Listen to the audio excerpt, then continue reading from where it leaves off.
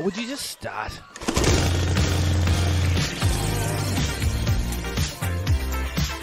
All right, in today's episode, we have Lenny Lawler from the Australian Lawn Fanatics. It's a great episode. If you don't know, he started this page back in 2015, well before any of the lawn hype. And you know what? It's almost got 100,000 people on the page now. Lenny knows so much about lawn, and so we talk about all things. We talk about cylinder mowers, fertilizers, mistakes we've all made. I really enjoyed the episode. Let's get into it. All right, here we are, Lenny Lawler. How are you going, mate? I'm great, Luke. How are you going? I'm doing really well. We were just talking before. The weather's a bit not that great over where you are. It's fantastic where I am. A bit of rain, hey? Yeah, we had a lot last night, so it was a bit soggy. I don't know how many boys got out and about today, but I don't think they will tomorrow. We've got a lot of rain coming overnight and tomorrow, so upwards of 30, 40 mil, so could be feed up, watch a couple of movies day. Well, that's one of the things I want to talk about eventually in the podcast, because one of the reasons I started this page, and I think you're one of the most well-connected people to talk about this, given your experience, but you know, Australia is such a big place and we are so far away. I'm in Perth, you're in Brisbane. It's just a completely different world.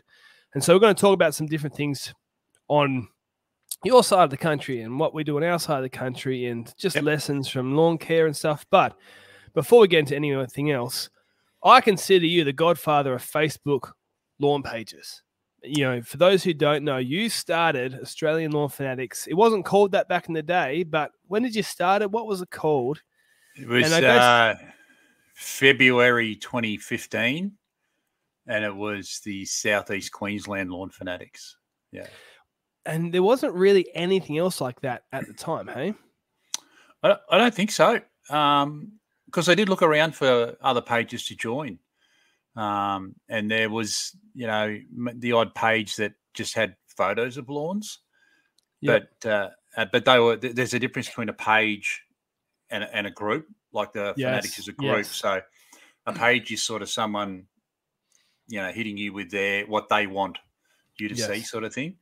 Whereas a group is a free and open exchange of information and ideas. So that's what I wanted the Fanatics to be, is a network of people who got together and initially was to help each other to do their lawn renovations once a year. You know, I just thought we'd get, you know, 20 people involved and go and help each other, you know, do the scarify and the clean up and all that sort of stuff. And then here we are 8 years later and there's 96,000 members. So yeah, I was going to say 20 people to help each other out. I think you're cracking that number just a fair that was the little plan. bit.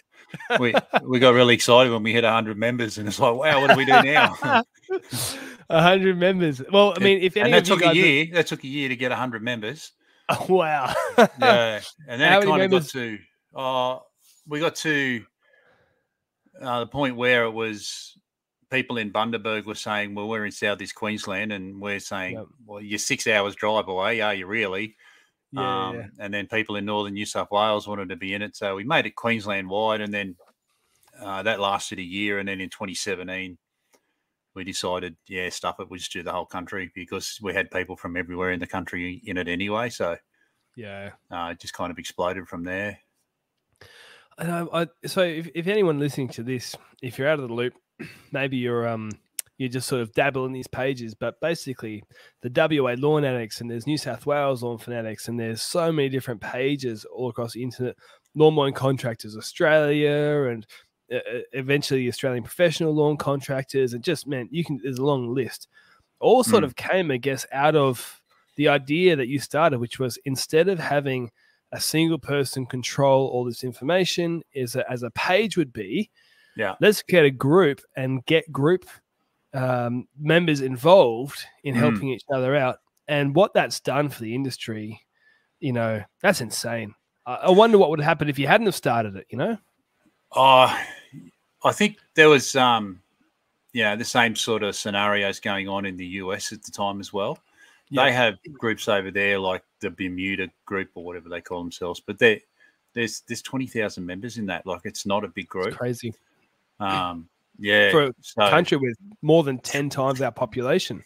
That's right. So I think eventually something would have started, or, you know, maybe, someone would have done something, but It just happened to be me. But, you know, I think the first offshoot would have probably been the Scott Bonner restoration guys. Yeah, right.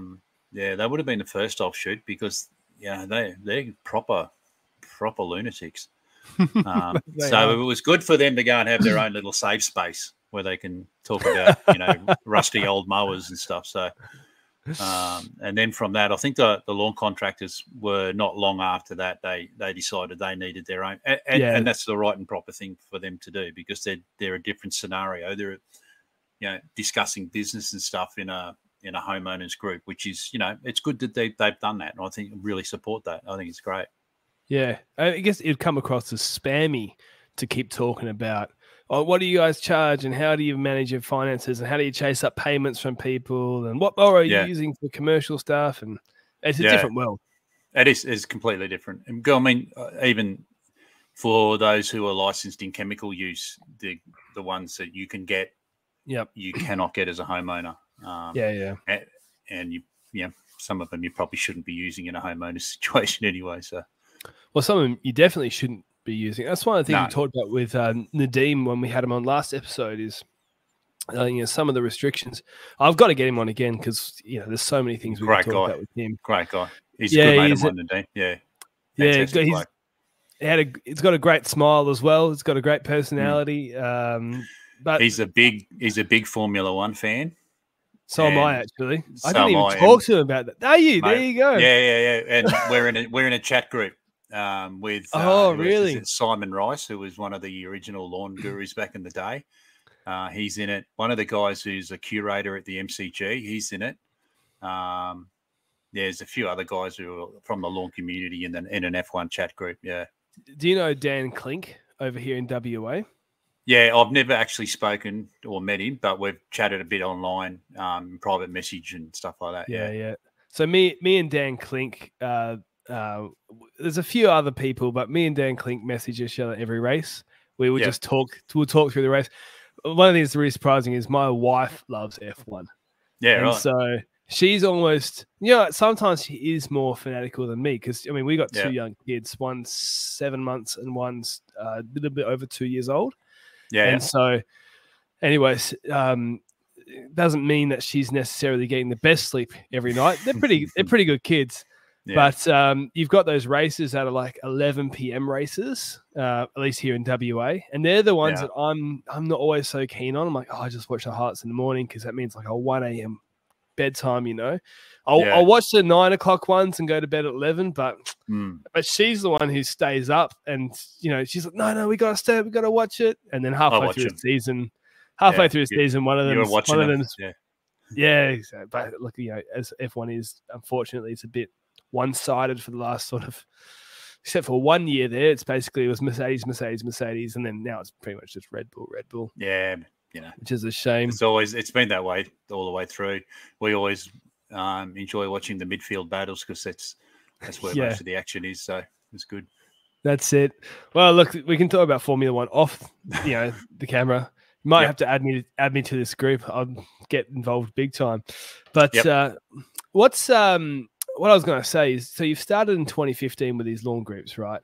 Yeah. The Lenny of 2015 versus the Lenny of 2023.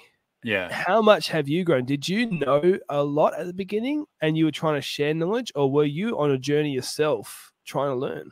A bit of both. I'd worked, probably, you know, late 1990s, so 97, 98 sort of thing. I was working at a rugby club, mowing the fields and marking the lines and, you know, getting a feel for it. That's where I suppose where I caught the bug for making stripes on fields and making things look good and stuff like that. That's where I got the initial bug from. And then I went and worked in the coal mines up north for a number of years. Yep. Until my daughter came along, and then we decided to move back to Brisbane because there just wasn't the support for our family, just the two of us, and I didn't want to be working away from home. And so we came back to Brizzy and ended up getting a job at the Port of Brisbane, driving a bulldozer out there, doing 4 days on, 4 days off sort of thing. And they gave me a lot of downtime in my days off, and I thought, oh, well, yeah, I wouldn't mind doing something with grass again. And I couldn't commit to a mowing round because, you know, someone wants their lawn mowed every Friday. You're doing a 4-on-4 off roster. You can't commit to that. So I looked around, and there was only 1 or 2 blokes in Brisbane doing lawn aeration, and I thought, there's an opportunity there. I wasn't so much for money or whatever. It was just something to do. So at that point in time, the Australian dollar was worth more than the US dollar. Oh, yeah. So I remember those days. Yeah, those hectic days where we were ordering stuff online and bringing it over cheap. Exactly, yes. So that's what I did. I bought 2 aerators and I brought them into the country and went to a bloke's house and aerated his lawn for him because he couldn't get anyone to go up to where he was. And I said, oh, I'll come do it. I don't care. I've got nothing to do. So I went up there and aerated his lawn, and then I helped him rake it all up, and then we scarified, and I helped him rake all that up. Then we spread the sand, and we pushed it all around. And we were having a conversation afterwards, and I said, geez, it'd be good to get a network of blokes together to help each other do this, you know. You know, we could do this, punch this out in half a day, and then go to someone else's house and do that. And I thought, I might make, you know, cover my costs or make a few dollars aerating for him, you know. He said, you should start a Facebook group. And I did. And that's where it came from. There you go. Very humble beginnings. It was. Yeah. And I went home that night and I started the group and I added every person I knew, every bloke I knew on my friends list. And a couple of them were like, oh, this is not for me, but I know someone who does like lawns, and I'll add them to the group. And the community sort of started to grow a little bit like that. And how many do you have now? Oh, it's 96,000 or something close to that. Yeah. Well, do you know, I could chuck it on the screen because we got technology, and every episode is me trying to put something on the screen, and eventually something goes wrong. But I've practiced before this, people. So if I click share, there we go. It should be on the screen. There we go. Look at us. Beautiful. I know. Some people think I'm almost a professional. Except you've left the link up for me to add you to the chat. Yeah, exactly. It couldn't be perfect. There are 95,200 or something like that. And you still got the number for me. I was bragging about myself too quickly. But there's some amazing lawns on there. We were talking before. I'm just scrolling through on some people's posts, and we were talking before we started recording on this page here. Yeah. You tell me about this guy. He's got a fantastic mustache and beard. Jono's one of the original lawn fanatics, and he's just one of the best blokes you'll ever meet. He's just a legend of a bloke. You've got robot mowers. You've got checkerboard stripes done diagonally. Yep. You've got that next photo there. If you want to take the one down. If you want to take a good photo of a lawn for advertising purposes, that's the angle you want. Nice. Get down on your guts and take a photo that low, and it doesn't matter how patchy the lawn is. It always looks good from that angle. It does. You're right. Yeah. But that's a nice hard cut. That's a clean cut too. That one. Yeah. Yep. I love there's something about these communities. I'm not involved too much I'm part of the page. Yeah. But I feel being in WA that we're almost like, well, climate wise, we're just a completely different place to the eastern side of the country. But even the eastern side has distinct zones as well. Like what happens in Victoria is completely different to Sydney. Yeah. And Queensland, Brisbane, you struggle to grow kikuyu because it doesn't like humidity. But you go an hour and a half west up to the Toowoomba Range, it's kikuyu city, mate. They love it up there. So yeah, my lawn's kikuyu. Yeah. When I was talking to Travis from the Lawn Lab up in Bundaberg, he was telling me that he's never seen kikuyu in his life. Yeah, it's humidity. They don't like it. It doesn't like it. I was shocked. It's like kikuyu is considered by some people a weed here. Like it's how much it grows. So it's crazy. I'll tell you a funny story. I met the guy who bred Tiff Tuff, Dr. Brian Schwartz. Really? Yeah, I met him. Had interviewed him. Actually, have you got that? You've got on the YouTube, right? Yeah. I think I've seen the video. I haven't Yeah, I haven't watched the video. I just he's interviewed somebody. I didn't realize that was the guy who invented Tiff Tuff. Yeah, That's cool. Yeah, he's from the University of Georgia, and he's got this safe that's got all these seeds and stuff in it. And he said to one of the other professors, "We should grow some of this stuff." And they said, "Don't, because you'll get in a lot of legal trouble." And it was kikuyu seeds. Wow, it's a noxious weed over there, and they cannot grow it. Wow, that's fascinating. And it's interesting because it's such a so in our climate, and let's talk about climate now. So in WA, what makes us different? I think in summer, WA is probably the hardest place to have a really nice lawn. In winter, I'm not talking about hardest place in Australia, but capital cities. There's some small towns in northwestern WA or central Queensland or Northern Territory. That's where Alice Springs is probably ridiculously hard. But as far as capital city goes, last year from around November 20th all the way through to middle of March, we had 1.6 mil of rain total. Yeah. And we have water restrictions and stuff. You wouldn't be too dissimilar to Adelaide in that regard, though. Yes. Yeah, geographically, I think you're around the same latitude or something, but they're pretty dry down there too. It is. When we came over, so I went over to your beautiful side of the country for Christmas. And one of the things that surprised me, because I hadn't been there for a few years, I got family over there. I go there usually every couple of years.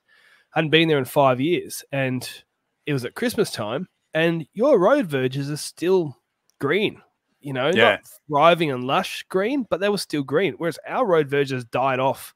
All the grass and the weeds, obviously the shrubs, your native shrubs and things like that are still alive. But the grass and the weeds died off in November, or late October, maybe even. It's just how the climate is. And then you got our wet season, really. Yeah, you got so much more rain. Then on the flip side, coming into winter, Perth almost never goes below zero. I mean, Brisbane doesn't really either. But we also, we don't have that humidity. We don't have the clayey soil. So the problems that you're having with your ovals and it rains, it's just completely different. So it's fascinating to have a Australia-wide fanatics page. You would see all that sort of stuff, surely, hey? Yeah. Often, a lot of people pipe up and say, "Oh, can you put what region you're from in your post?" Yeah, because it helps, and people don't. But so that's usually the first question: where are you located? Yeah, exactly. And then you try and work it out from there. So, if it's an area that's going through a seasonal change, then if it's a tropical area, you're looking for disease, or grubs are still around, or there's so many things it could be if someone's got an issue with their lawn. Yeah. What's the most cliche, overrated advice going around? Is it bugs? It's got to be bugs, surely. Yeah, it depends. It's seasonal. Okay, so we're coming into where you'll see 400,000 posts about what weed is this, and it's winter grass. And then come springtime, is it too early to scarify and scalp? And people asking, what is it and what do you do and how do you do it, sort of thing. And then from there, it's, once you aerate, I've got a mate who's a turf scientist. I know a lot of people these days. And he said a while back, under most domestic lawns, there would be a seed bank of up to 80,000 dormant seeds just waiting for the right conditions to pop up. And that could be something as simple as you aerate your lawn, you've activated weeds. So usually after someone aerates, there's more weeds pop up. So, you get those questions. What weed is this? And I just had some guy aerate my lawn, and then we go into a lot of fungal stuff coming into summer because it heats up and there's dew on the lawn overnight. And then usually from Christmas onwards, it's grubs. Yeah, because we basically don't get fungal diseases here. Like we do. Too dry, Yeah, because we don't have that humidity, and because we're not getting any rain when it's warm, or we get very little rain when it's warm. So you'll get dollar spot, or you get like fairy ring, which are both fairly mild diseases, all things considered. Yeah, I know you know, it's different when you're playing with golf courses or things like that, because you're pushing a low height of cut and you're trying to get a lot of color and there's things like that. So, yeah. Public so and members' expectations and stuff like that. Yeah. Yeah, all that sort of stuff. So if we get back to 2015, Lenny, what's the stuff that you've learned from having this sort of page over the years? What are some of the biggest things that you've changed your mind on since 2015? Since 2015, things I've changed my mind on. It's probably a lot, I would guess. There's never trust anyone who says trust me. Should I trust you when you say that? No. I don't know. There's good experience. I've had really good experiences with the Fanatics, and I've had some pretty bad ones too. A lot more good than bad. I've had people who have, you know, befriended me in order to use my profile and that to profit themselves, sort of thing. But I've had people who go out of their way to be good blokes because they're just good blokes, you know. Yes. Nadeem is a classic example. What a legend of a bloke! Like, he invited me down to Sydney to State of Origin at the Olympic Stadium to be a groundsman for the day and experience that. Oh, mate, it was the best day ever. It was like, you know, I was there from 7 o'clock in the morning and left at 1 o'clock the next morning, and you know, but we were out on the field at halftime picking up little chips of ryegrass, and there's 82,500 people there, you know, screaming their guts out.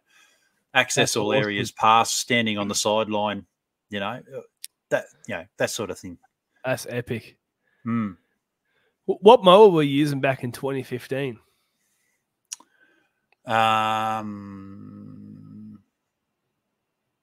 So long ago, you might not even remember. I did have a Scott Bonnar, a 20-inch Scott Bonnar. Yep. And I think I paid $150 for it, which is great. now, you know, people sell them for about $9 million now. Yeah. It's an investment property. Yeah, that's my superannuation gone. I did have a Scott Bonnar. I had a rotary of some description, which I don't remember. Oh no, it was an Aldi motor. An rotary. Aldi, an Aldi one. Yeah, when I was looking after my own lawn. So the peak of quality. Yeah, and from that I went on. Oh, it went all right until I blew it up. Oh wow! Really? No way. Way. I replaced that with a Toro, the Turd Master, which is it's a Turf Master for those who don't know what he's talking about. It's the commercial version of the Time Master, the 30-inch rotary, because it started scarifying then, and that was a really good vacuum cleaner. I wasn't using it for scalping because it was useless at that. But it was very good as a vacuum cleaner. Yep. So yeah, I got that. So you got a MoMaster now. You've got your hat on. You got your MoMaster hat on. Yep. I do have a MoMaster. When did I get that? I've had a number of MoMasters, and I own a number of MoMasters. I've got a 26-inch high cut, which is in the shed. Yep. I got that 2 years ago, 18 months ago, 2 years ago, something like that. Yeah. Yep. Custom built for me because I'm not short, so they extended handlebars and stuff for me. Yep. Because I'm a little bit over 2 meters tall. So. Oh wow! Really? That's all. What's that in feet and inches? 5'19". 5'19". Yeah. So they extended that for me. 6'7". Yeah, 6'7". They extended that for me, which was really good. It makes it, because I can't use Scott Bonnars. I end up with a sore back because you're trying to mow all hunched over. So I got rid of all them. I've got a MoMaster Verticutter. I've got a MoMaster Scarifier. Yeah. I did have another MoMaster general purpose 26-inch, but I sold that. Luke in Bundaberg owns that now. I've had an MEY 24-inch. I've had an Alro 36-inch that was going to do up but didn't, and sold it for less than I paid for it. That's a big mower. That was a big mower, yeah. And it took up so much room, and I kicked it every time I walked past it. And this thing's going. Well, I think I gave it away actually. Oh wow. I've got a couple of Bushranger rotaries. I've got a Bushranger electric rotary that they gave me to try, or battery rotary. Yeah, I've got a Chinese tractor out at our farm. Got a lot of things that mow grass. Hey everyone, look, I've got some really cool news going on. If you guys didn't know this podcast has actually been doing really well. And I just want to thank you guys for all the support that we've had, everything that's been shared and everyone who's liked and all that sort of stuff. We actually had it on the Spotify charts not too long ago. Even though it's a small crowd that's listening to this, comparatively speaking, they ranked us 3rd on the list for Spotify podcasts in the leisure category. Not even home and garden category, the whole leisure category. That was so cool to see. It must be that we're getting a lot of reviews and people are listening all the way through. That's been really cool. We've also got some stuff going in the background with some potential sponsors, some really cool brands that I think are going to be great for the people listening to this podcast. Properly helpful stuff, not just spammy, useless things to be a bit of a money grab. But I would like to say, if you are somebody who would like to sponsor the podcast, or you know someone who would be interested in sponsoring the podcast, pass on some details, because we're having those conversations now. We want to keep this going long term, and we need money to make that happen. And so look, if you're a business that wants to get involved, shoot me a message on Messenger or on Instagram, and we can have a good chat. Yeah, well, all those cylinder mowers, they're all WA mowers. Yeah. So we can be friends then, you know? Like I can accept you into my life now. Yeah, we don't make cylinder mowers over. Oh, we do. There's like not far down the road who makes Australian Turf Machinery. He makes bowl screen mowers. Very good bowl screen mowers. Really? I didn't know that. Yeah. Australian Turf Machinery. Mowmaster is like over here. It was quite funny because I started as a contractor in 2013. And Mowmaster has been around for donkey's years. It was Dwyer and Felton before that. I think they're from the 50s or something like that. 1947. 75 years today, I think it is. Today? 75 years. No, this year. I was going to say, I was like, what the heck? No, 75 years this year, I think it is. Something like that. Yeah. Or 70 years. I'm not sure. Yeah. Look, it's a well-established business here in WA. They're probably 30 minutes from my house where I'm recording this right now. Yeah. But they were sort of this, I feel like this might be controversial, Lenny, but they were underhyped for a long time. And in my opinion, Scott Bonnars were overhyped and still are overhyped. Yep. And I'll tell you my story. When I started my business, I bought a round off a guy who had a Scott Bonnar. And obviously I was starting the business, so I didn't have much money. And he gave me the Scott Bonnar. It had a seized engine. It was rusty. And me and my granddad had a cylinder mower. He had a True Yard cylinder mower, and he loved his lawn and loved his garden. And one of the reasons why I got into garden care. And anyways, me and my granddad, we changed the engine over to a Briggs, and we changed the clutch. And this is 2013. Like this is before anybody was doing any of that sort of stuff. And my granddad was just into that stuff. And so in total, it was like probably 300 and something bucks for the engine and 40 bucks for the clutch or whatever it was. And I've still got that mower to this day. And I started using it commercially. Yeah, it was fine. And I remember everyone in WA, the mower man, the mower shop, all the mower men I talked to were like, yeah, it's okay. You got to get yourself a Mowmaster or an MY. Yeah. Because they won't last. What's the difference for the average home guy who's looking out there going, I'm going to pay thousands and thousands for a restored Scott Bonnar these days, or getting a Mowmaster? What's the difference? Because a lot of people, they just don't know because they don't have them over in your side of the country. So if you have, if your options are restored Scott Bonnar, you don't know how it was restored or who restored it. And often you don't know whether they cut corners on something or put cheap parts on, because there are a lot of Chinese-made parts that are not very good. You can also get some custom billet parts that are fantastic, but essentially they're mild steel. The reel is made from mild steel. There's only one thing worse than that, and that's a Swordman, which is aluminium reel blades. Really? I didn't know that. Yep. What? Yep. What? Yeah. I didn't know. Well, but because they're designed to cut cool season lawns. Those guys, the Allet guys, the Dennis mowers, they're all cool season grass mowers. So they, they float a bit once they get onto a thick canopy, thatchy lawn, like what we've got in our warm season turf, cooch and buffalo and all that sort of stuff, kaikiu. Mowmaster, they weigh twice as much, so you'll get a true level of cut. It won't float; it'll sit on your ground surface. But also, what they use hardened steel in the reel. I've heard people say you can, if you want to get a Mowmaster reel back to a true cylinder, it can take a couple of hours to grind it, whereas the Scott Bonnars back and forth, done sort of thing. Yep. I know. Do you know Cameron Horsley? I don't know. Okay, I know he's of WA. him, but he's I've never WA. met him. He's told me that he's accidentally run over a bolt and sheared it off with his Mowmaster and didn't do much damage at all and was able to continue and finish the day mowing. So it's hardened steel. So I think, nostalgia-wise, Scott Bonnars are quite popular, but in my mind, you are buying a mower that someone bought originally, used until the point where it either broke or it was blunt and they couldn't find anyone to sharpen it. So they stuck it in the corner of the shed and it sat there for the next 45 years. Yeah.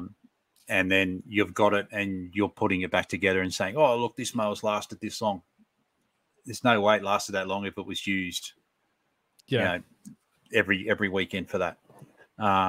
Whereas a Mowmaster is 4 or 5 mil steel thick on the frame walls and it's all welded. It's very thick, and the same with MEY mowers too. I mean, the yellow mowers, they're pretty good as well. The Alroses, they're all good. They're all good heavy mowers. You're buying a big chunk of steel and it will outlive you, and you'll be the one who's got to decide which grandkid to give it to, and you will. Yeah, exactly. They will last. They will last and last and last. I'll tell you this story. So we run Mowmasters in our business, and like MEYs, I've had an MEY before. There was a period there where MEY was owned by a Chinese company. Yeah. And so the parts were harder to get and stuff. So I do think that, a lot of people went to Mowmaster then during that period of time. But I believe they're owned by Mandra Mowers now, like in WA. Yeah, again. I think so. Yeah. And they're either built there or I believe so. Or they're both parts bought in and assembled. I'm not 100% sure of their story, but they're both true blue Aussie. Yeah, machines. But it's like either you buy a Commodore or a Falcon. Which one do you want? Yeah, and to be honest, one mower's going to suit you better than the way the other mower works. I like the way the Mowmaster works. I don't think anybody here, there's not a bitter rivalry, I think, between contractors. It's just like, I just preferred that one. Oh, it's cool, sweet. Because there's a respect there because they're great machines. Now, I bought this, a HC, a High Cut 26, like you said you had before. I bought one in 2015. It was second hand, but it was basically brand new. I had a friend who had a different business and he bought it and barely used it. And he bought it for $6,000 and he sold it to me for $5,000 6 months later because we were friends, So basically it was brand new and I got a good deal for it. And we're still using it today. And the only thing that has ever broken or ever been replaced on that mower is the clutch spring, which is literally a spring.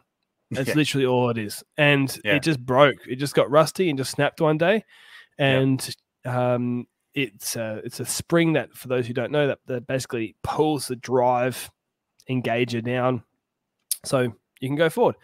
And basically you can just shove it down with your fingers if you really needed to. So I mowed the rest of the day, pushing it forward with my fingers. It was awkward. But I got my job done for the rest of the day. I went to Bunnings, bought a spring. It was rubbish, but it got me through the next day. And then went to Mowmaster and they gave me one for free. Maybe I shouldn't say that on there, but that was just they're a family business and that's the kind of service they work on. So, But I think that mower, if I showed you photos of it now, there's not much paint left on the outside of that. That's been banged into everything else. It's the original reel. It's the original bed knife. That actually probably needs to be replaced now because we've been using that for verti mowing. And when we verti mow, we do our finishing cut with that cylinder mower now. Yep. And it is, the bottom blade is just getting destroyed and you're hitting sand all the time. You know, you go over a little mound. We set it to about 6 mil, and so you go over any sort of mound. Just, it's blunt. You just shove the blades closer down together because it's not the mower you're using to finish your nice lawns with. Yeah. You just shove them nice and tight, and same engine. It's just scalp pig. It is exactly, which I feel. Yeah. I feel a bit sad about it because when I bought it, I was so happy with that. I got myself basically a brand new Mowmaster. I was like, oh, my life has meaning and significance now, you know. You're part of the crew. Yeah, but the Scott Bonner that I have, but it's just, there's just no comparison when it comes to build quality and all that sort of stuff. But I still use that Scott Bonner on my lawn for a long, long time, just for nostalgia, really. And then I broke the chain on it and couldn't be bothered fixing it, to be honest. But I think back to your original question, if you had the option to buy, I wouldn't buy secondhand Scott Bonner because they are overpriced for what they are. Yeah. Your options for me would be a Bush Ranger, a Cox, or a Mowmaster. If you're if your budget doesn't allow you to reach up to a Mowmaster, then look at a Cox or look at a Super Swift, which is the same as a Bush Ranger. Yeah. They look like a Scott Bonner because they're all, you know. Yes. I spoke to a few years ago one of the guys who owned Bush Ranger, and they said they bought the original tooling stamps from the company who owned them in China. That Rover sent over when they made the last of the Rovers. Yes. So the Bush Ranger and Super Swifts are stamped from the original Scott Bonner tooling. Yeah. Well, I think I agree with that because, I mean, back when you got your Scott Bonner for $150 and I got mine for free, then they were the best value for money because you could get a functioning cylinder mower for $600,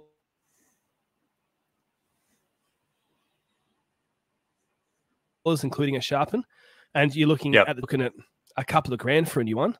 And it's ridiculous. You know, like as in like a new cylinder. And when you're talking about an older, like you said, you don't know what you're getting with those secondhand ones. You know, there's a risk there, but there's nostalgia, and I think as well there was this popularity because people like restoring old things. Yeah, and I got in trouble once because I really offended the guys on the Scott Bonner page. Somebody put up that you could win a Scott Bonner that was worth $4,000, and I was like, "How is it worth $4,000?" And they're like, "What do you mean?" And I was like, "I just don't know how." And then anyway, people got offended, and the guy didn't know who I was, and he was like, "You don't know anything about anything. You've never done this or that." I was like, "Well, I think some of them, you know, I've made comments before that have upset them, and you know, ultimately, I don't care." I think the guys who get upset the most are the guys who have a commercial interest in either selling parts or selling mowers. So they need to keep that aura going about the old mowers. Yep. And that's fine because that's, you know, good on them. But I worry about ones that have been turned into verticutters because you buy an old Scott Bonner, the first thing you do is look for cracks on a machine that has never made contact with the ground. It's only ever cut grass, and it's got a clutch made of cork.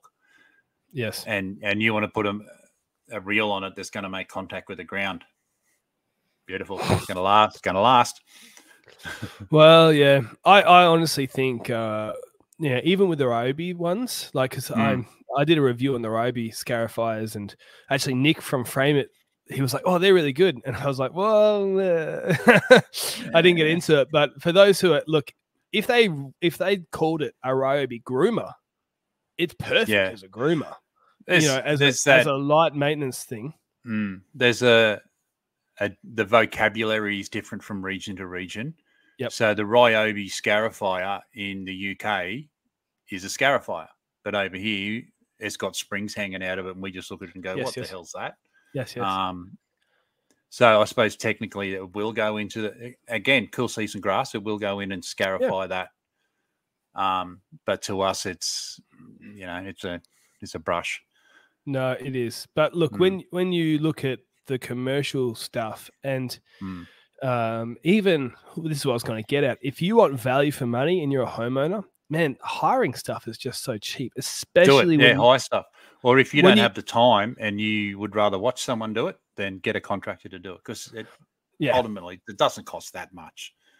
Well, if you compare it to like the finish that you can get with somebody who has a dedicated scalping mower and all that sort of stuff, if you've just got a Scott Bonner, you're going to have to send it to get sharpened after anyway. But if you're on a tight budget and you've got your rotary mower, you know, that's all you've got, and you just want to do something, it's like those Bluebirds, don't knock them. They do a good job, and they are way more powerful, way more capable than a Scotty Verticutter or a Ryobi, you know. And I even think I've never used them. I've got a friend who's got one, but there's some Predator ones that are coming out, Predator Power ones that are haven't seen them, haven't used them, but again, you're not going to get high quality components at a very cheap price. So if all you're going to do is your own lawn with it, might be worth the investment, but don't think you're going to buy one and start a weekend scarifying round and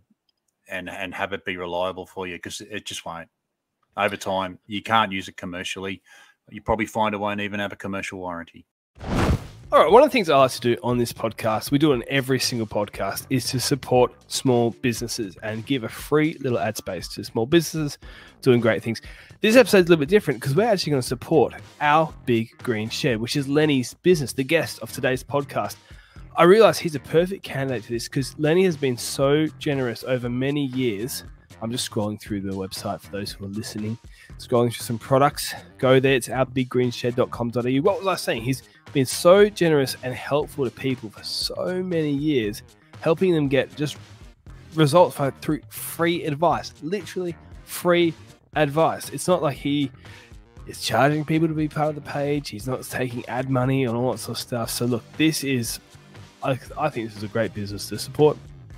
And I would like you to get on it. And look, I can see right here, there's some lawn row.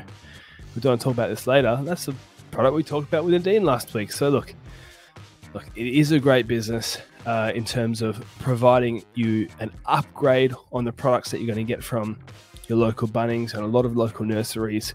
I think it's a really great option for a lot of people out there. Look, if you're interested in increasing the quality of the jobs that you're doing, jump on this and support somebody who's been supporting the industry for a long, long time. There's some controversy going on in the lawn mowing contractors community about cylinder mowers. And we have a good laugh about it. And some people, they don't know that we're having a laugh and they get a bit, emotionally damaged.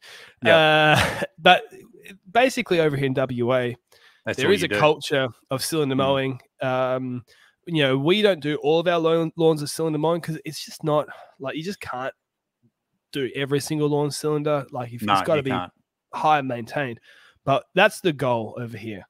There's some guys over East who say, there's two things they're saying. Some who say there isn't really a market for it, so I can't really justify the $7,000 or $6,000 on a commercial cylinder mower. And then there are some guys who say you literally cannot cut lawns over here with a cylinder mower. It just is too hilly. There's no access. It grows too much. I think geography does play a big part in it, because Brisbane is quite hilly, and most of Sydney is too. I think Victoria. I've been to Melbourne a few times, and I don't recall it being too hilly. So there is a potential there, but house lot sizes are very small these days in new suburbs over here, where you'll see a lot of guys have to pick up a 19-inch mower and carry it on their shoulder to get down the side of a house. Yeah, right. You're not going to do that with a cylinder. So I think geography I think that was 165, 170 kilos for a 26-inch. So yeah, good luck with that, mate. You're going to have muscles in your poo to do that. I think there would be a market if someone had, would bite the bullet and just start doing it. You'd have to start doing it for the same price that you do your rotary stuff for, just to introduce it as a service, I suppose. And I think Clinton Halkyard does a couple of lawns cylinder mode as a prestige type thing. Yeah. And he's in Sydney. He's in Western Sydney, Camden, I think he is. So look, there would be areas where you could, and there's certainly a lot of areas where you can't. So, I see a lot of benefit in having a 30 or 36-inch mower on a quarter-acre block. If you can whip that out quick, smart, and get on your trailer and get going to the next one, there's good money to be made doing it. So, well, we've got a lot of small blocks here in WA. We're very, very flat in terms of most of suburban area. There is a big range, like a range of hills. So people do live in the hills, but that's not a huge population of people in WA. Most are in the flat area. But our blocks are getting very small too. And I've actually recently found I've got a 22-inch Mowmaster now, which is the smallest of the commercial ones. I'm loving it. Like, it's just so much more nimble, all that sort of stuff.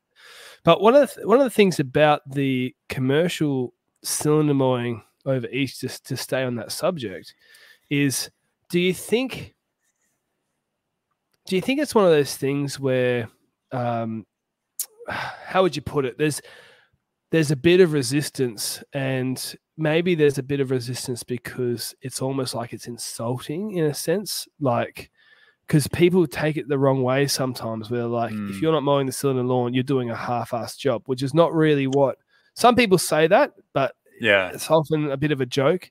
Do you feel like people, maybe there's a little bit of, oh, I'm actually really interested in that, but I don't want to admit it publicly because it feels like I'm doing a half-assed job if I'm not doing. Yeah, I think everyone has that thought in their head that how do I increase the value to my business or be able to increase what I charge.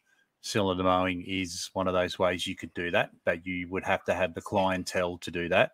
If it's a low socioeconomic area and you're just doing a quick slash and dash, you're not going to do it. You need to target those premium customers. I think, I don't do a mowing round anymore. I really didn't do much anyway. So I'm kind of in the lawn contractors group, probably purely to stir a bit up myself. Well, we love having you on there.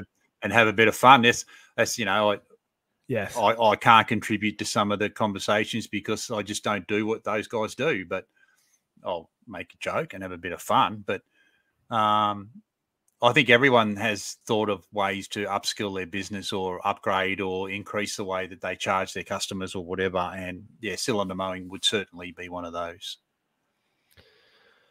What would be, after all your experience on starting, well, you started Australian Lawn Fanatics, 90-something thousand people on that page now. His single question in two parts.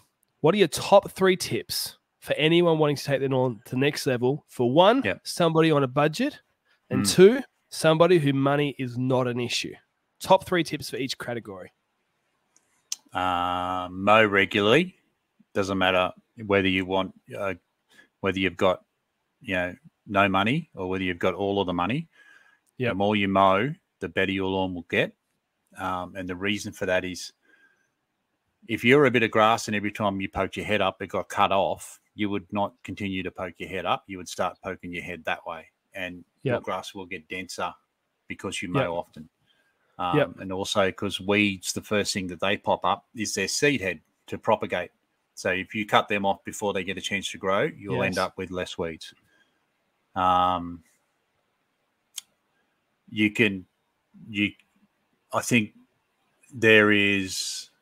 it can be a reach for some people to buy good products, whether it be a fertilizer or a wetting agent or, a pre-emergent or a herbicide or whatever.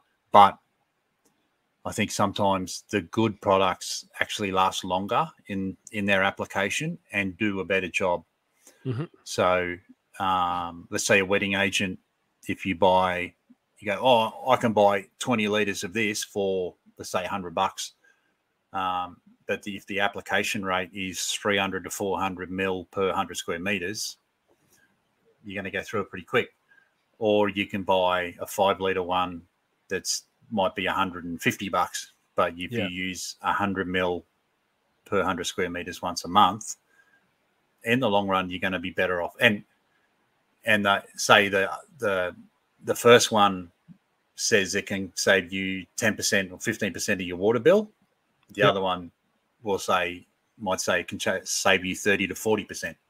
Yeah. In the long run, you're going to be better off spending the extra $50 because you're going to use less water, you'll apply less often, and your plant will be better for it. Yep. So I think buy good products if you can, and follow a calendar or program. That's 3 easy things. But I'll add another one, which is the aerate and scarify stuff. But just aerate. You can't grow grass in concrete. So whether you do it yourself and take your time and, poke something into the ground and lean back on it just to crack the profile and open it up. You know what I mean? Like get some air in there, or just crack the hardness of what you're doing or what you're trying to grow stuff in. That'd be it. Yeah, that'd be the easiest ways to get a better lawn. So really, it's mow regularly. Yep. Don't cut corners on products, because the better products are better value for money.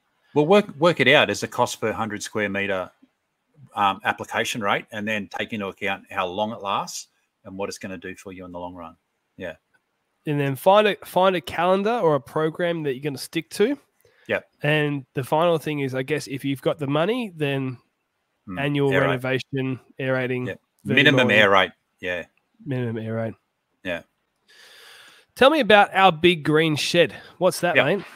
Well, I was sitting with the wife one night, and I'd ordered something from one shop, and I'd ordered something from another shop, and I ordered something from somewhere else. And I said, it'd just be good if there's all this stuff in just one thing, like one place.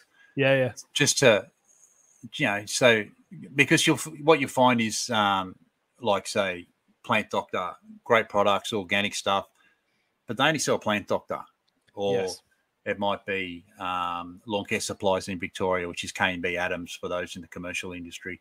They sell a lot of ICL gear, and they don't sell Plant Doctor. But if I want to buy a granular from ICL and I want to buy, some seaweed stuff from Plant Doctor, there's 2 delivery fees there. Yeah.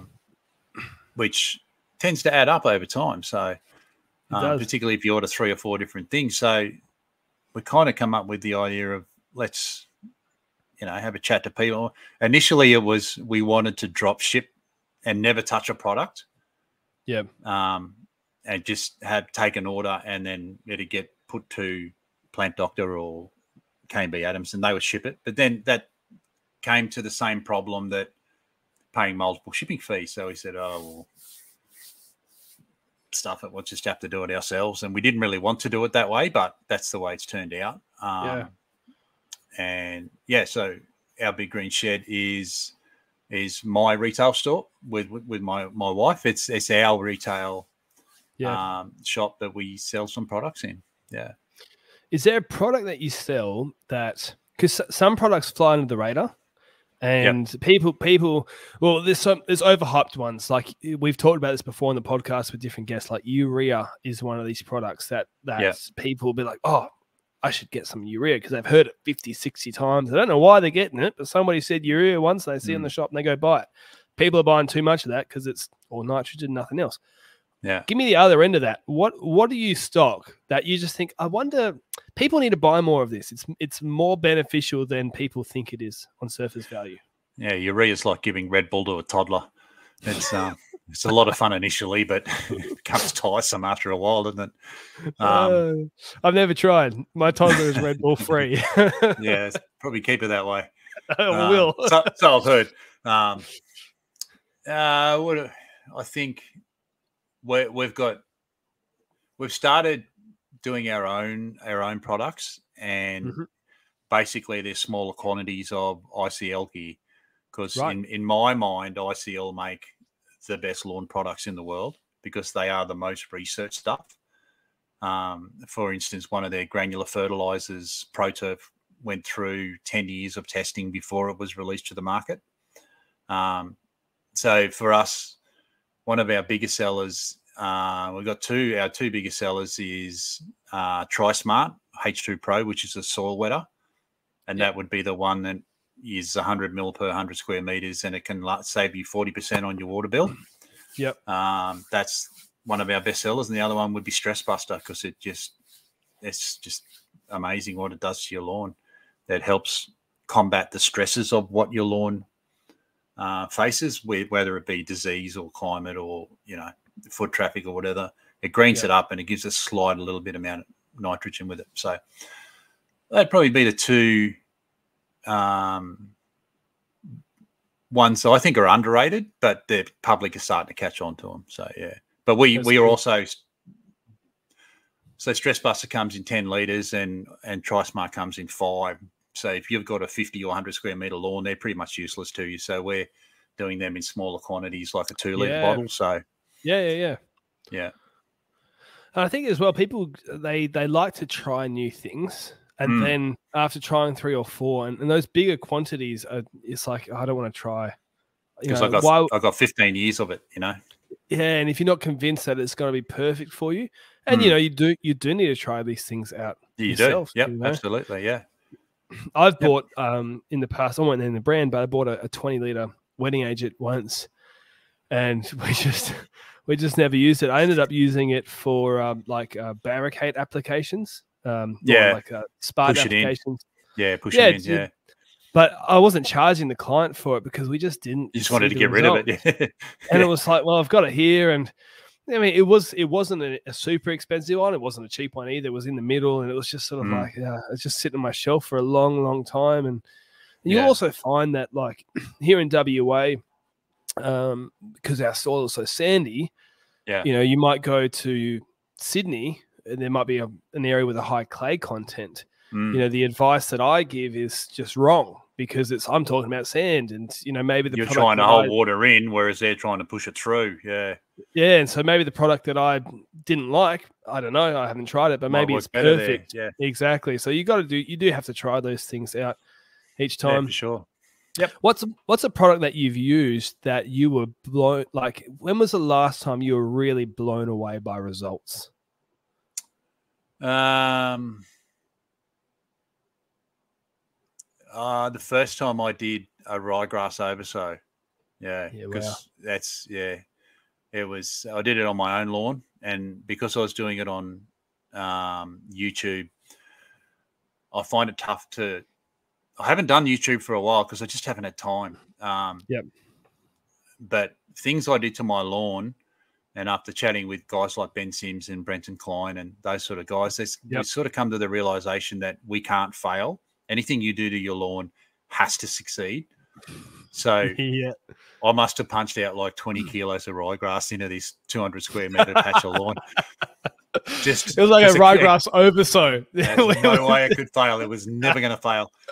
But yeah, when that started to pump up, grow up, and I started reel cutting it, it was just like, wow. It's like, Yes.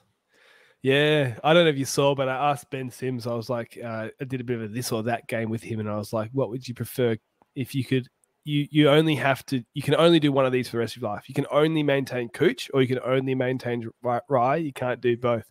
He would have said rye. No, he said cooch. Oh, did he? But he was stumped for a while. He was would have thought long and hard. I bet he did. He loves he was ryegrass. really stumped. I know, but I look over here in WA. Nobody has rye because it's just too hot in summer. But it's very hungry grass. It's a lot of nutrition and a lot of water. Yeah, we did an oversow on a school last year because going to winter, the school lawn was in horrible condition. This is a small internal lawn, not like the whole oval. The oval was Kikuyu and it was fine, but there was I'd probably say you're talking about 400 square meters where the kids just played every recess and it just got trampled. And so we're like, we're going to do a rye oversow. That was so good. And I was there this morning and I'm like, man, why didn't we do a rye oversow? Because we can't you have to do it in the school holidays, which have You got been to, gone. yeah. And then you still have to block off the area for about 2 more weeks to give it at least a month of time. And we're like, oh, let's not do it. And I'm regretting that now because there's already a patch that's worn where the kids play soccer, and it's just a primary school, just little kids. And so you underestimate how much damage they can do. Yeah. They still got to stop and turn, and they tear the grass. And I do a small commercial area in Brisbane CBD, and they want it mint all the time. And part of the deal was we're going to oversow it for winter, and then would have to top it up regularly because it's a high foot traffic area. And so we blocked it off for a month, and they were like, we don't want anyone to walk on this ever again because it just looks so good, because I striped it up with the cylinder and everything like that. And they were just like, this is the best looking grass we've ever seen. And then they opened it to the public, and within a month it was stuffed. Because they held festivals and all sorts of stuff on it. Yeah, of course. That's so hard. Well, how can you keep it green? You know, I said, you need to rest it and let us oversow it more regularly. And they're just like, oh, yeah, but people just love it. Well, okay, well, that's your results then. Yeah. Anyway. Yeah, and it's always tough with, and look, when you're doing residential work, and a lot of people who are listening to this who are on the Australian Lawn Fanatics, they will be just maintaining their home lawn. It's a different ballpark. As soon as you put people on there, and one of the challenges, like I started off maintaining schools as a groundskeeper, so mostly gardens and things like that, and then started the business, and so we do work at schools. And one of the things that is, it's just so difficult to manage. Like for example, I was spraying weeds this morning, but I can only spray externally. Not that I'm using anything that's really unsafe for kids, because it would be dry before they came out. But you just don't want to spray. You know, parents are around; they just see you. And so anyway, I'm 2 weekends behind on my spray because every weekend it was raining. You know, or the wind was too fast, and this is one of the things about people who do public areas with a lot of wear and tear, or sports fields, golf courses. It's so hard you got to deal with people, you got to deal with weather, you got wear and tear. You can't do it all the time. You know, it's, you know, like you might have like Optus Stadium struggling at the moment. I don't know if you've seen what's been going on there. They had a massive concert there, and it has not recovered. It's been they relayed most of it. Same here, yeah. We had the same here with Suncorp Stadium in Brisbane. They had 3 days of Ed Sheeran, and part of that contract deal was to relay the turf afterwards. So going before that, the years leading up to that, there was COVID. So there were no concerts. There were limited sporting things on there. So the turf got years to really seed itself in. It was stuffed after they put all that matting down for concerts these days. You don't just walk on the stadium surface. So yes. It was, I think, 3 days before the concert, and then the 3 nights of the concert. So the grass was stuffed. It was dead. Yeah. So they relayed it, and then we have a thing in Brisbane. The AFL have the Gather Round, which they stole off the NRL, which is the Magic Round, which we have in Brisbane at Suncorp Stadium. It's every game is played on the same surface at Suncorp Stadium. So 9 weeks before Magic Round, the stadium was relayed. And in the 9 weeks from relaying to Magic Round, there were 16 football games, whether that's rugby league, rugby union, or soccer, on that pitch. That's crazy. That is crazy. We also had unseasonably warm weather going into, usually Anzac Day, you're starting to feel a bit cooler here in Brisbane. It's not to the point where, you got to put socks on with your thongs, but it is getting cooler. But they were having trouble getting their ryegrass to germinate because we were still mid-30s every day. Yeah.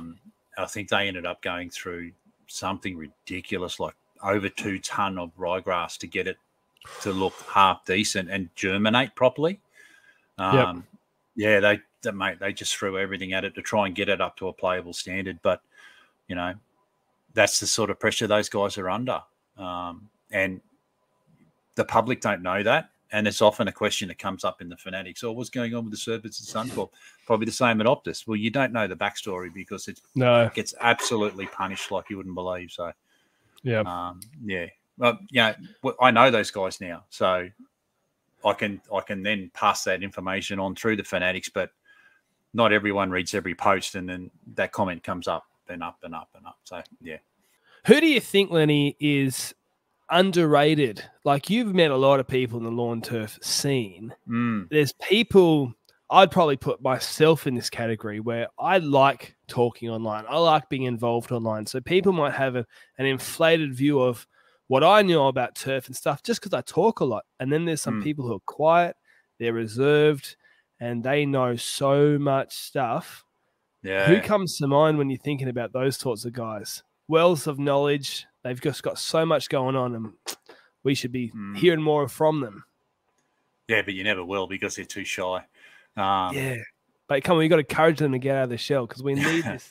There's a couple of greenkeepers I know who are next level, off the chart, brainy.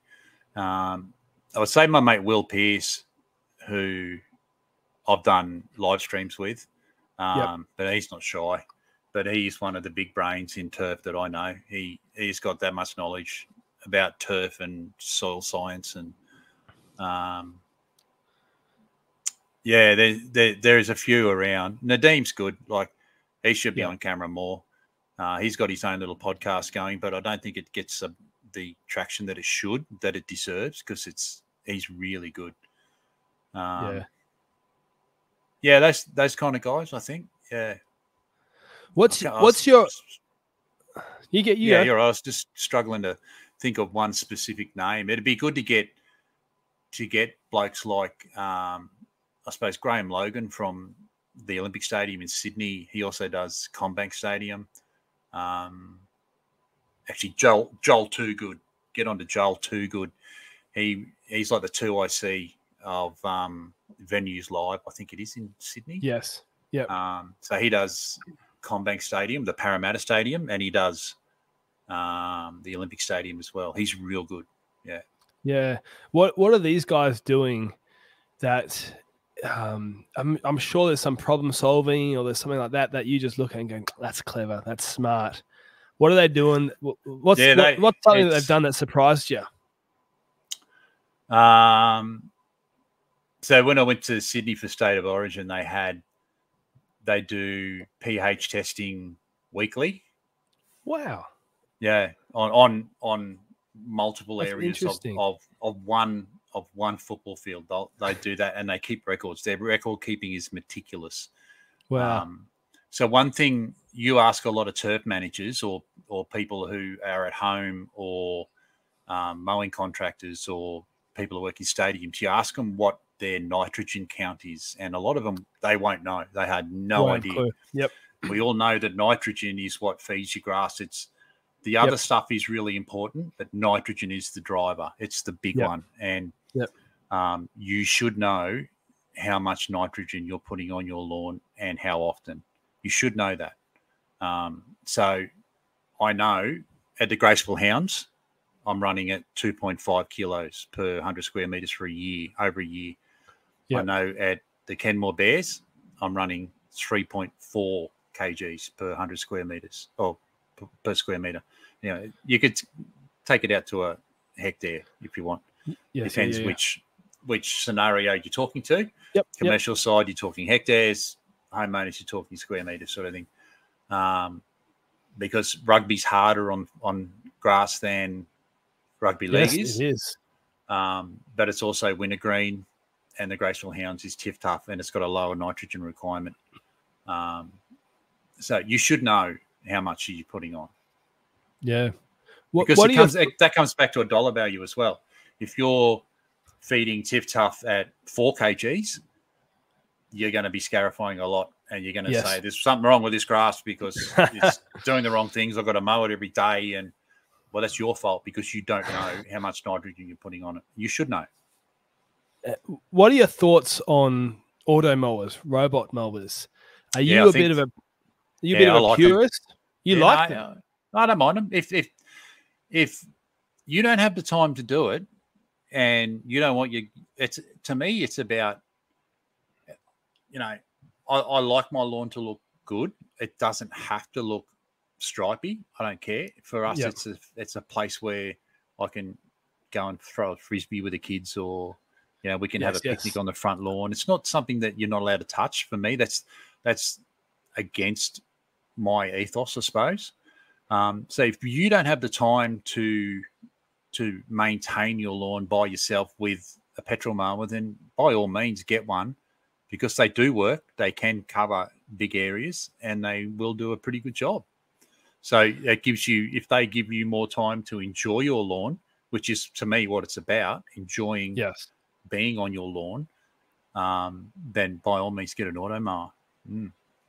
I think one of the things a lot of people feel like, we talked about this with Nadeem for those who had just listened to the last episode, but I'm getting the feeling that maybe auto mowers could actually be helping eventually save the industry in a way, because whilst a lot of people who run a small business, they may be feeling a bit stressed if they haven't got enough work coming through.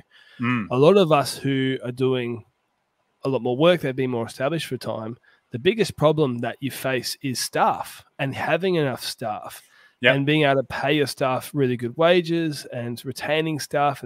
And so having a robot that can do the basic side of the job could potentially, and I hope it does, free up more time for human beings to problem solve and to do things like check on how much nitrogen is being put down and spend time, fixing fungal diseases and things like that. I'm hoping that's sort of the direction it goes, and the humans can take a less physical role, extend their careers out for longer, not just get to 40 something and then go, this is too much for me.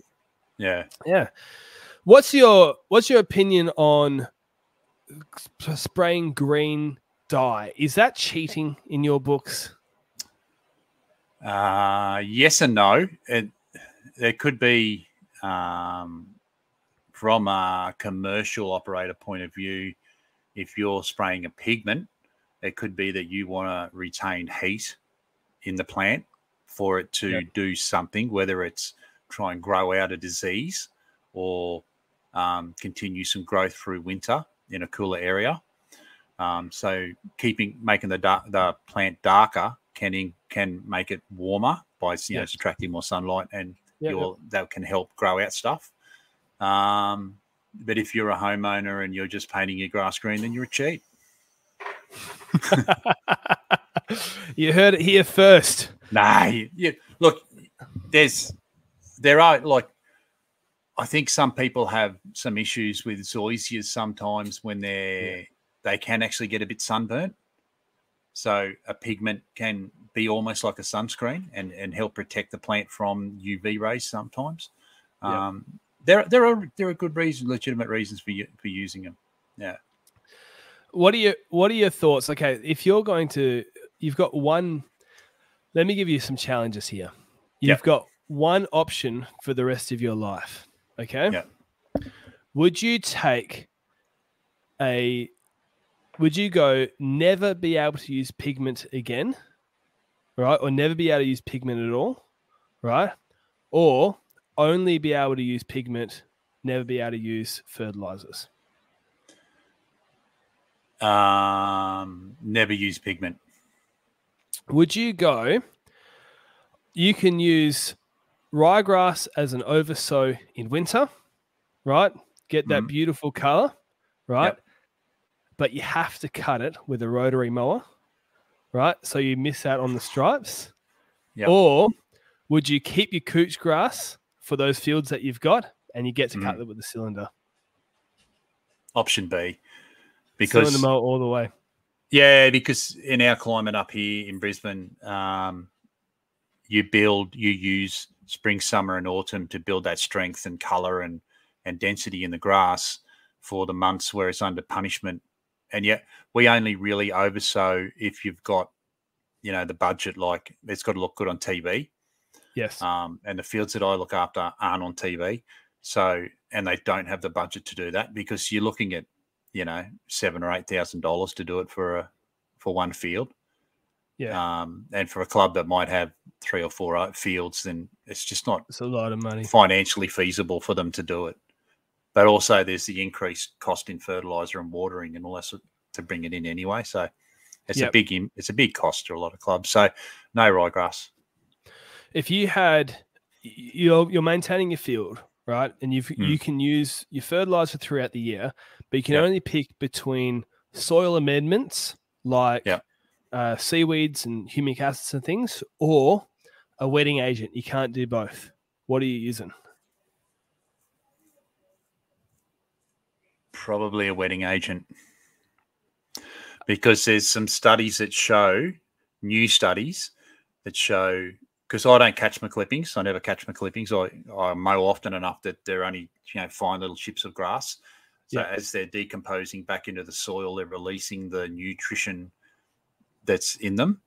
So there's some studies that show that a good wetting agent encourages the plant to suck in water, and it holds that water there longer. But as it's sucking in that water, it's taking in nutrition.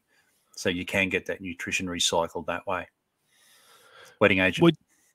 Would you prefer to never use a plant growth regulator again, but be able to use pre-emergent herbicides, or you can't use pre-emergent herbicides, but you can use a plant growth regulator? Oh, jeez, you're asking me which child I'd rather sell. That's what I love about this part of the podcast. I think I'll keep the pre-emergents, because you can, if you can mow frequently enough, if you've got the budget to mow frequently enough, and I'll mow my fields twice a week, so that's frequently enough. I asked Ben this as well. Yeah. Would you take a ride-on machine, right? But you can't use plant growth regulator, or you can use plant growth regulator, but you've got to cut your fields with your MowMaster HC26. Okay, so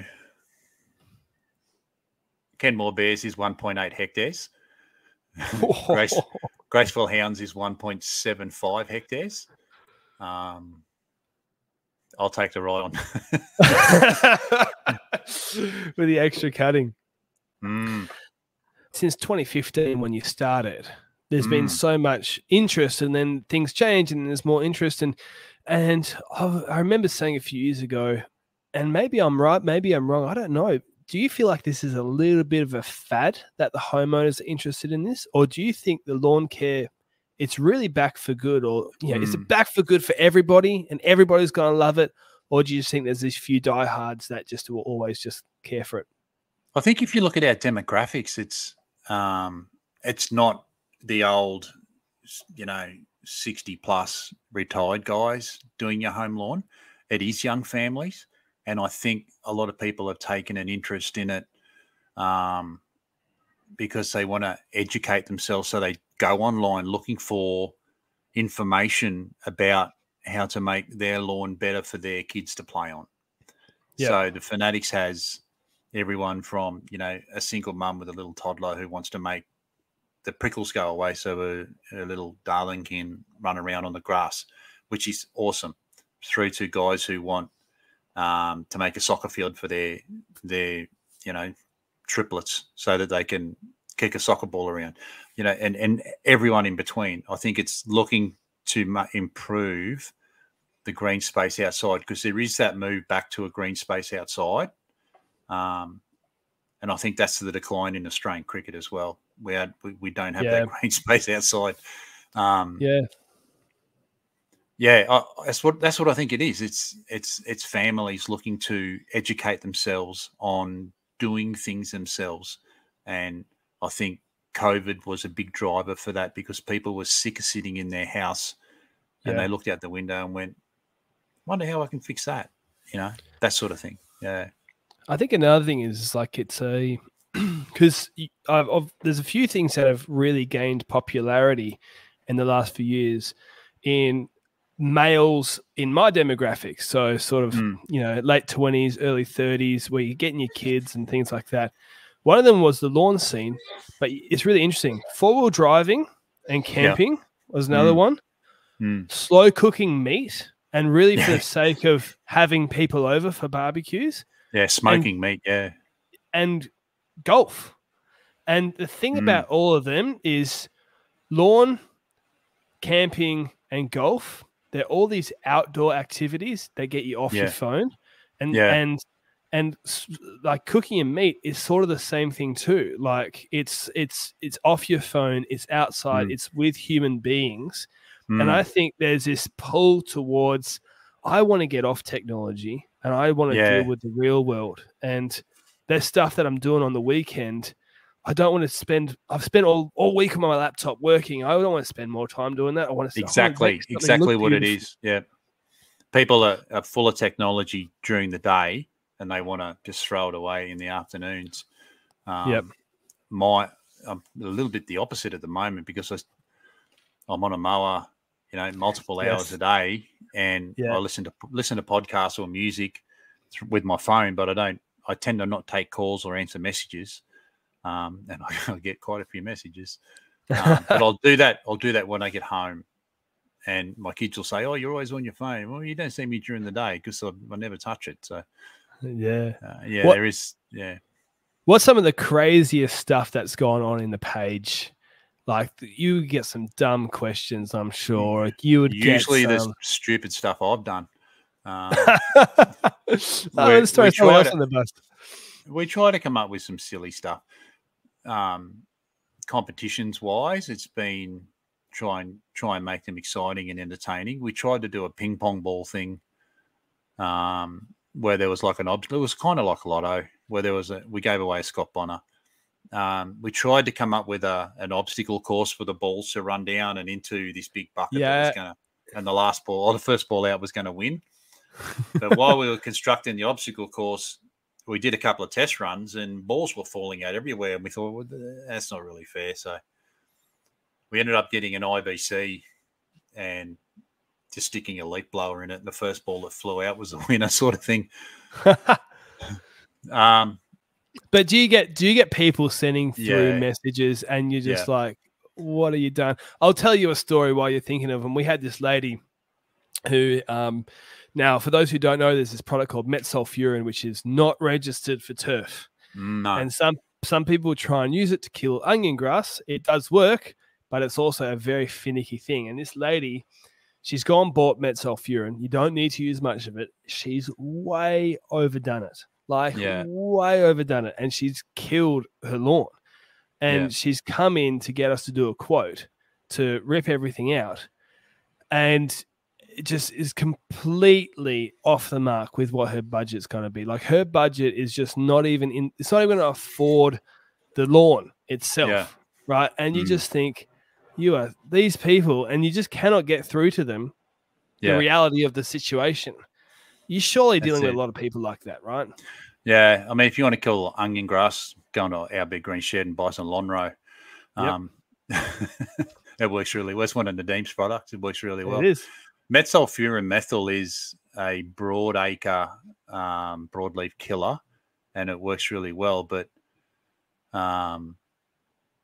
if someone was hypothetically using it in their home lawn, the label says the mix rate is like 0.8 of a gram per 100 square meters. And if you use too much, then read further in the label, it says maximum use is twice a year. And if you use it any more than that, you can risk soil sterility, which means you'll kill everything and nothing will grow there again. That's why it'll never be registered for home lawns. There is a version of it, QualiPro Negate, which is a trade use only. That's registered for grass, but it's got rimsulfurin in it as well. So that's a professional use only. You can't buy it unless you are a professional spray operator. So I've got pictures of. I've got a folder in my phone called Lawn Stuff Ups. And there's a friend of mine, I won't say who she is, but she sprayed Primo on a lawn or Astro, I think it was. Which is a plant growth regulator. Yeah, plant growth regulator. She went back and forth like this. And you can see the lines where she's missed because there's these sections that are like she's got mohawks in the lawn from bits that she's missed. Oh, that's good. She goes, "Oh, how do I fix this?" And I said, "I'll come and teach you," sort of thing. And People who have accidentally sprayed. Oh, classic, my neighbour, champion bloke. He's late 70s now, and he spent at least 40 years as a mechanic for a turf company, right? So you'd think he might have picked up a few things about grass. He got an empty bottle of Sedgehammer, which is halosulfurin, which is what you use for nutgrass. So he got an empty bottle of that, took it to work, put a bit of glypho in it, put it on the shelf at home. Got some nutgrass in his new lawn that he put down. I'll get the nutgrass killer and sprayed it. And his lawn dyer said, "What happened to your lawn, mate?" And he goes, "I killed it." Oh dear. Yeah.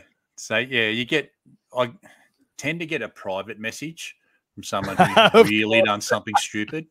And I do keep their confidence. I don't let them out, but there's some classics out there. Yeah. One's like my neighbour or the Primo, and I've done this or put this on my lawn. Yep, it's dead. How do I fix it? You buy a new lawn. Oh dear. And it's just people think it's so simple, like that lady we were talking about. Surely $50, chuck it down, we can fix this, right? Well, I don't think so. No, how much did you use? I don't know. You might get a bit of soil out and replace it. Yeah.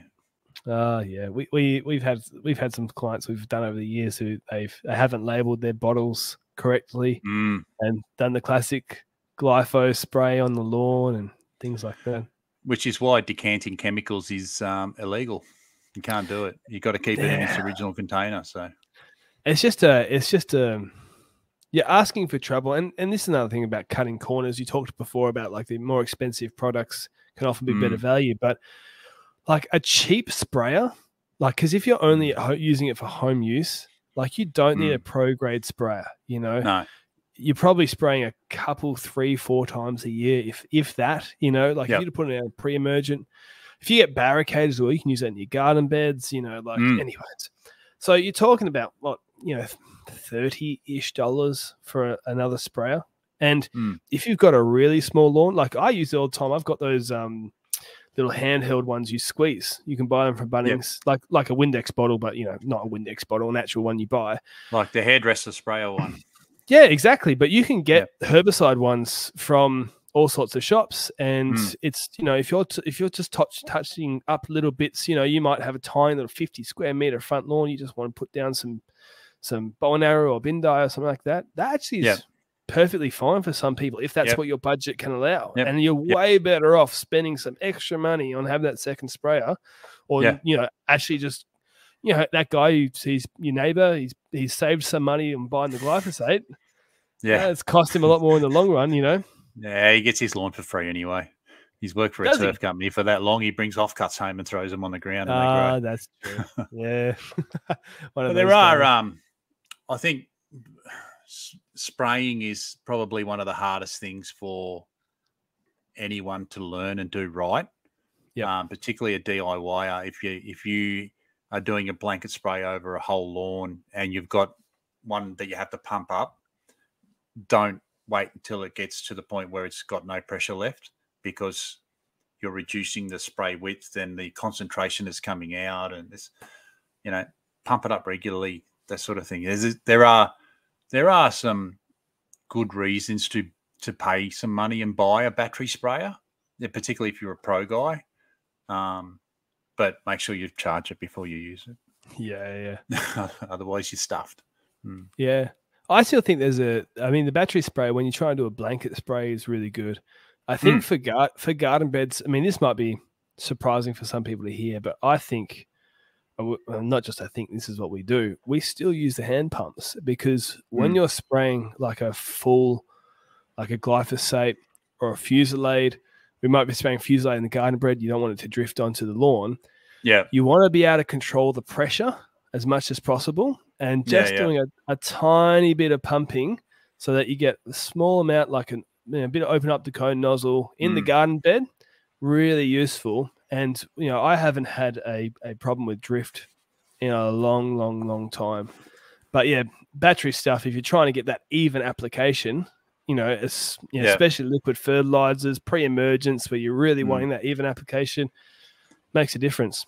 My sprayer these days is 300 litres, and I tow it. So, yeah, yeah. That's like the MoMaster trying to get that down the side. You're not going to put that on your back, are you? Nope.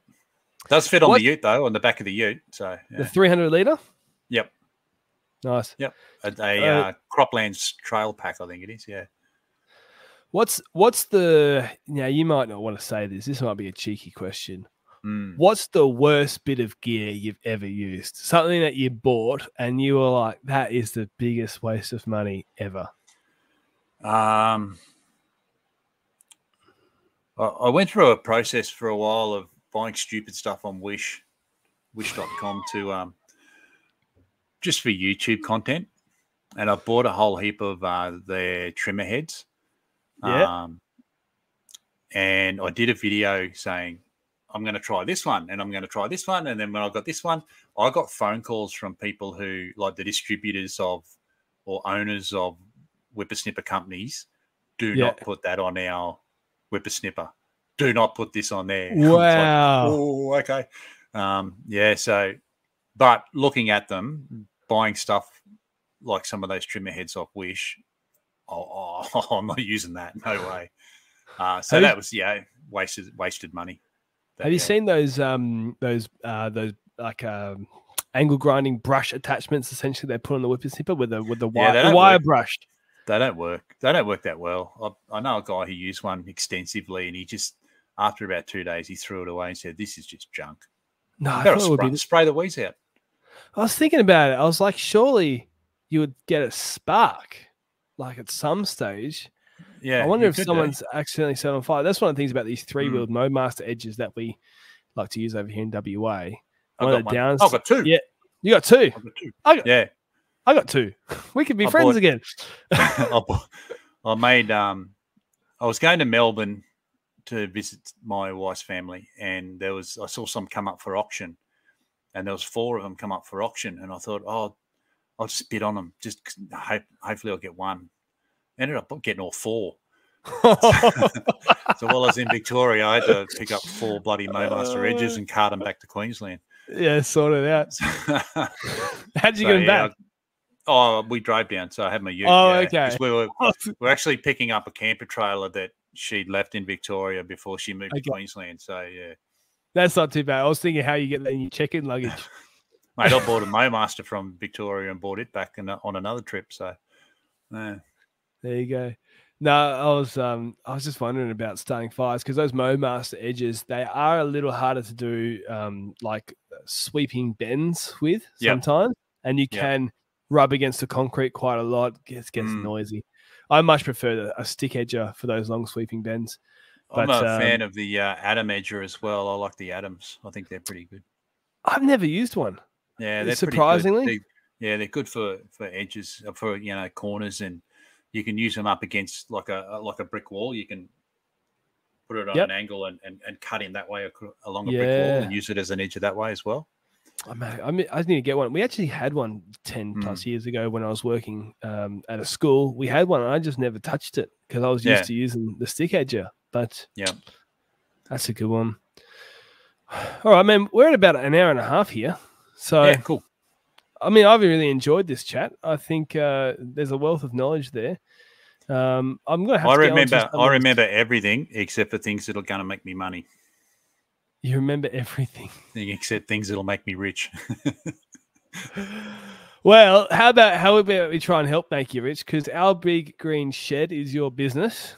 Yep. So now is it just ourbiggreenshed.com.au? Yep. There you go. Jump on there. Get some Lonro because we had Nadeem on last week, so you can support both of those guys. What else are you selling? You got your ICL products in small little compartments. We sell the ICL range. We are adding to that. We've just gone through a process of reviewing what we've got in stock and what we are going to stock. So we've got pretty much all of the ICL range. So if you're looking for commercial quantities, we can help you there. We've also got smaller 5 and 10 kilo buckets. If you've got a smaller yard for granulars, we've got 2 litre stuff for a lot of the liquid stuff as well. We've got the Plant Doctor range as well. We've got some Lawn Hub stuff still. So, yeah. So there's a huge variety of stuff there. If you're doing Plant Doctor, ICL, man, that's covering a lot of your liquids, a lot of your granules. Coming into winter, if we've got some contractors who will be listening to this, maybe they're not so clued into lawn care stuff. They're getting new. Maybe they've done a lot of mowing, not a lot of lawn care specifically. Yep. What would you be recommending right now that's on your website? Great products to buy and use. Pre-emergent. Which is pre-emergent and soil wetter, because you use them in combination. A soil wetter will help push products into soil. If it's a soil application, always chuck in a soil wetter because it'll help it push in and spread it through the soil better. What pre-emergent are you selling? We got Spartan. So jump on, look for Spartan. 500 mil. Yeah. 500 mil. Support Lenny. If you've ever benefited from LMCA, you've ever benefited from WA Lawn Addicts, all those other places, look, go support the godfather of all that, in my opinion. I said that, not him. All right. Yeah. He's not pumping. I'm pumping him up. All right. Not him. But look, go support him. And look, jump on their Facebook page, Our Big Green Shed as well. Give them a like. Give them some support. Yeah. And mate, thank you so much for coming on. And I'm going to jump on some of these underrated people you talked about before, and hopefully I can get a couple of them on the podcast. Yeah, I might message a couple and see if I can talk them into it. All right, we'll talk next time the F1's on. All right, mate. Yeah, man. Yeah, I'll add you to the group. All right, thanks. See you, mate. Cheers, Luke.